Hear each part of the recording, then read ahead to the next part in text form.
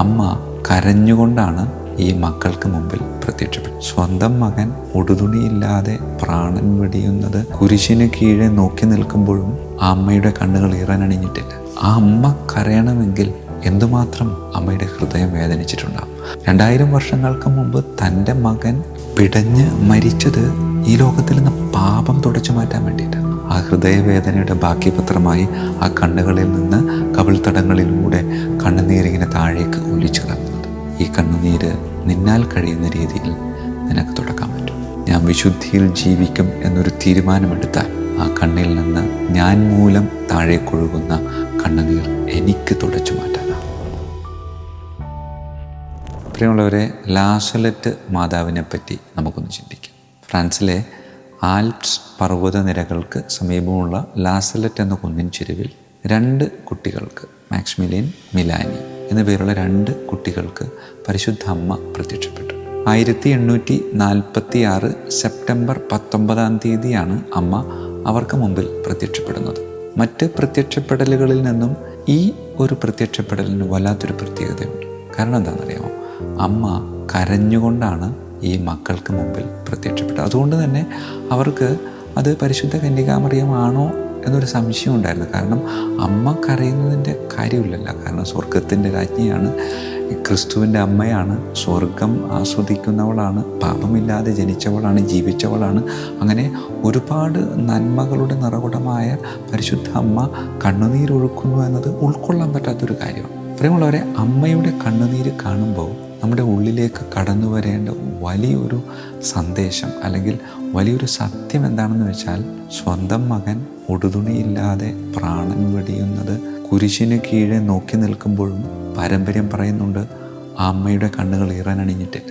കാരണം ആ കുരിശിനപ്പുറമുള്ള ഉത്ഥാനം ചെയ്യുന്ന ക്രിസ്തുവിനെ ഉൾക്കൊള്ളാൻ, ക്രിസ്തുവിനെ മുൻകൂട്ടി കാണാനുള്ള കൃപ അവളുടെ ഹൃദയത്തിലേക്ക് തമ്പുരാനിങ്ങനെ കുത്തി നിറച്ചു കൊടുത്തിട്ടുണ്ടായിരുന്നു. അങ്ങനെ ഒരമ്മ പിടിവിട്ടു പോകുന്ന അവസരത്തിൽ പോലും കരച്ചിലിലേക്ക് വഴിതെറ്റിപ്പോകാതെ പിടിച്ചു നിന്ന അമ്മയുടെ കരച്ചിലിൻ്റെ പിന്നിലെ ചേതോവികാരം നമ്മളൊക്കെ ഹൃദയത്തിൽ സൂക്ഷിക്കണം. ആ അമ്മ കരയണമെങ്കിൽ എന്തുമാത്രം അമ്മയുടെ ഹൃദയം വേദനിച്ചിട്ടുണ്ടാകും. അമ്മയുടെ ഹൃദയം വേദനിച്ചത് വേറൊന്നുമല്ല, ഈ ലോകത്തിൽ വർദ്ധിച്ചു കൊണ്ടിരിക്കുന്ന പാപത്തെ ചൊല്ലിയായിരുന്നു. ഈ ലോകത്തിൽ പാപം വർദ്ധിക്കുന്നതിൻ്റെ പേരിൽ അമ്മയുടെ ഹൃദയം വേദനിക്കണമെങ്കിൽ ആ അമ്മയുടെ ഉള്ളിലേക്ക് ആ സമയത്ത് കടന്നു വരുന്ന ഒരു ചിന്ത എന്താണെന്ന് വെച്ചാൽ, ഈ ലോക ജീവിതത്തിൽ 2000 വർഷങ്ങൾക്ക് മുമ്പ് തൻ്റെ മകൻ പിടഞ്ഞ് മരിച്ചത് ഈ ലോകത്തിൽ നിന്ന് പാപം തുടച്ചു മാറ്റാൻ വേണ്ടിയിട്ടാണ്. അങ്ങനെ പാപം തുടച്ചു മാറ്റാൻ വേണ്ടി തൻ്റെ പ്രാണൻ പങ്കുവെച്ചപ്പോൾ ആ പ്രാണൻ പങ്കുവെച്ചത് കൊണ്ട് ഒരു ഗുണമില്ലാണ്ടായിപ്പോയല്ലോ എന്നൊരു ചിന്തയാണ് പരിശുദ്ധ അമ്മയുടെ ഹൃദയത്തെ വേദനിപ്പിക്കുന്നതും ആ ഹൃദയവേദനയുടെ ബാക്കിപത്രമായി ആ കണ്ണുകളിൽ നിന്ന് കവിൾത്തടങ്ങളിലൂടെ കണ്ണുനീരിങ്ങനെ താഴേക്ക് ഒലിച്ചിറങ്ങുന്നത്. പ്രിയമുള്ളവരെ, ഈ 2 മക്കൾക്ക് അമ്മ പ്രത്യക്ഷപ്പെട്ടപ്പോൾ അമ്മ പങ്കുവച്ച 2 കാര്യങ്ങൾ ഇങ്ങനെയാണ്. ഈ ലോകത്തിലെ മക്കൾ കർത്താവിൻ്റെ ദിവസം പരിശുദ്ധമായിട്ട് ആചരിക്കുന്നുമില്ല, കർത്താവിൻ്റെ നാമം വെറുതെ ഇങ്ങനെ പ്രയോഗിക്കുന്നുമുണ്ട്. ഈ 2 കാര്യത്തെപ്പറ്റി അമ്മ വേദനിച്ചുകൊണ്ട് കണ്ണുനീരൊഴുക്കി. ഒപ്പം ഈ ലോകത്തിലെ മക്കളായ നമ്മൾ ഓരോരുത്തരും കൽപ്പനകൾ അനുസരിക്കാതെ വളരെ ലാഘവത്തോടെ കൽപ്പനകൾക്കെതിരെ ജീവിക്കുന്നത് കണ്ടപ്പോഴും അമ്മയുടെ ഹൃദയം വേദനിക്കുകയുണ്ടായി. പ്രിയമുള്ളവരെ, ആ അമ്മ, ആ കണ്ണുനീർ നമ്മെ നോക്കി പറയുന്ന വലിയൊരു ആഹ്വാനമുണ്ട്. ഈ കണ്ണുനീര് നിന്നാൽ കഴിയുന്ന രീതിയിൽ നിനക്ക് തുടക്കാൻ പറ്റും.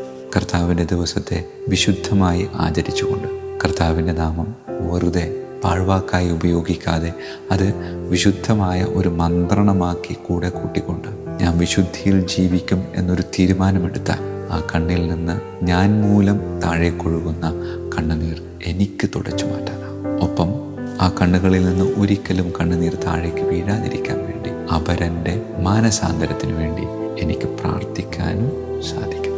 ലാസലറ്റ് മാതാവ് നമുക്ക് പകർന്നു നൽകുന്ന സുന്ദരമായ ചിന്ത അത് തന്നെയാണ്. ആയതിനാൽ പ്രിയമുള്ളവരെ, പ്രാർത്ഥിക്കാം. നമുക്ക് കണ്ണുകളടക്കാം, കരങ്ങൾ കൂപ്പാം. പിതാവായ ദൈവമേ, പുത്രനായ ദൈവമേ, പരിശുദ്ധനായ ദൈവമേ, അങ്ങേ തൃത്വൈക സന്നിധിയിലേക്ക് ഞാൻ എൻ്റെ ഹൃദയത്തെ സമർപ്പിക്കുക. ഞാൻ എൻ്റെ പാപകരമായ ജീവിതത്തെ പൂർണ്ണമായും അങ്ങേക്ക് അടിയറവ് വയ്ക്കുകയാണ്. പാപത്തിൽ നിന്ന് പാടെ മാറി നിന്ന് പരിശുദ്ധ അമ്മയുടെ കണ്ണിൽ നിന്ന് താഴേക്കൊഴുകുന്ന കണ്ണുനീർ ജീവിതം കൊണ്ട് തുടച്ചു മാറ്റുവാൻ എന്നെ അനുഗ്രഹിക്കണമേ. കർത്താവായ ക്രിസ്തു വഴി ഞങ്ങൾ സമർപ്പിക്കുന്ന പ്രാർത്ഥന കേട്ടരുളണമേ. ഈശോ മിശിഹായിക്കും സ്തുതിയായിരിക്കട്ടെ.